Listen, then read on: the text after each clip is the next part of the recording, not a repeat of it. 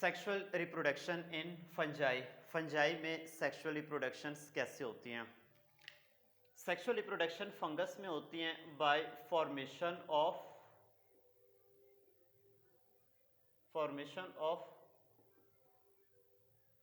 Sexual spores. यानी कि ये क्या करती हैं? सेक्सुअल स्पोर्स प्रोड्यूस करती हैं। और ये स्पोर्स कौन से होते हैं? हेप्लॉइड हेप्लॉइड स्पोर्स जो प्रोड्यूस करते हैं। तो फंगस हेप्लॉइड स्पोर्स प्रोड्यूस करती हैं और सेक्सुअल रिप्रोडक्शंस के लिए। इसके अलावा सेक्सुअल रिप्रोडक्शंस में इनमें दो प्रोसेस होते हैं। एक है इनमें कैरियोगैमी और वन प्रोसेस है plasmogamy.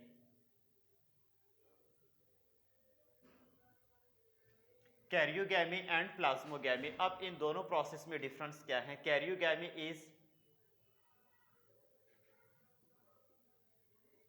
Fusion of nucleus and plasmogamy mean fusion of cytoplasm. Fusion of cytoplasm. Fusion of nucleus is known as karyogamy and fusion of cytoplasm is known as plasmogamy. So sometime जो fungus के hyphae होते हैं या तो वो nucleus को fuse करते हैं और या इसके अलावा इनके साइटोप्लाज्म जब वो फ्यूज हो जाती हैं। सो अगर न्यूक्लियस की फ्यूजन हो तो इसको हम कैरियोगैमी कहेंगे और अगर साइटोप्लाज्म की फ्यूजन हो तो इसको हम प्लाज्मोगैमी कहते हैं।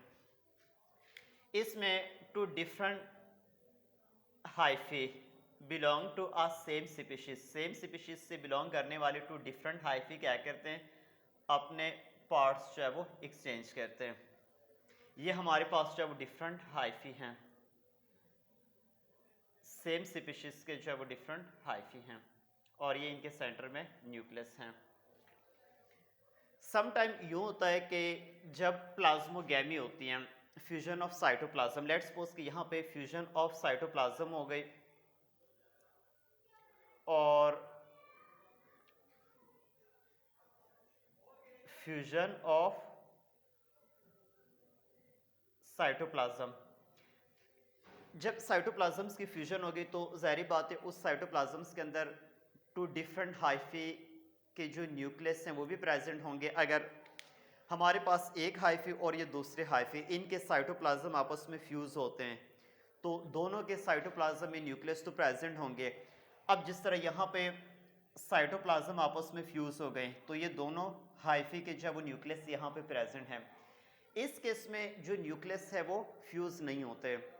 सो यहाँ पे जेनेटिकली डिफरेंट टाइप के न्यूक्लियस, जेनेटिकली डिफरेंट काइंड के न्यूक्लियस एक ही साइटोप्लाज्म्स के अंदर प्रेजेंट हैं। A cytoplasms contain genetically two different type of nuclei. यानी कि एक साइटोप्लाज्म के अंदर genetically different type of nuclei जो है वो प्रेजेंट हैं। सो इस सेल को हम कहते हैं डाइकैरियोटिक।